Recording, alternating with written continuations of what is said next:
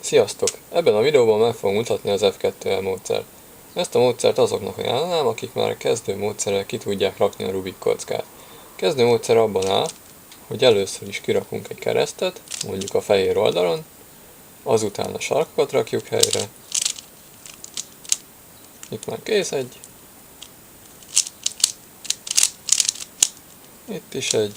Itt az utolsó. Ezután a második sori éleket rakjuk helyre, például ezt ide.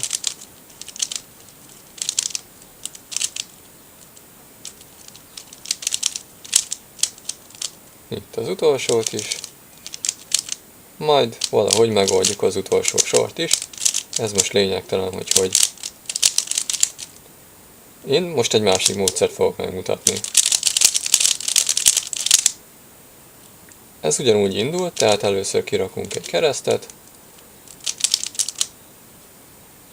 Azután viszont ilyen párokat fogunk alkotni a sarkokból és a hozzá tartozó élből. Ezt a párt egyszerre fogjuk berakni a helyére. Itt is kész már egy párunk, ezt is berakhatom a helyére.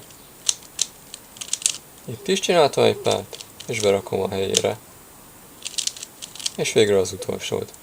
Ez az F2L módszer, ez a Friedrich metódus alapja, ezt fogom most megmutatni. Ez egy intuitív módszer, tehát hogyha egyszer megértjük a lényegét, akár magunktól is rájöhetünk az egyes helyzetekre. Például itt észrevehetjük, hogy már kész is a párunk, tehát hogyha ezt kihozzuk a felső oldalra, akkor már be is tehetjük a helyére, és kész is lesz. Nem kell semmi algoritmus megtanulni, mégis meg lehetett oldani ezt a helyzetet. Ebben a videósorozatban én végig fogok menni minden egyes helyzeten, és akközben magyarázom el a módszer lényegét. A végén pedig extrákat és példakirakásokat fogok mutatni.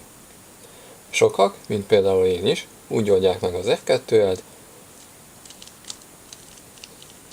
például így, hogy közben a kereszt végig bal oldalt van.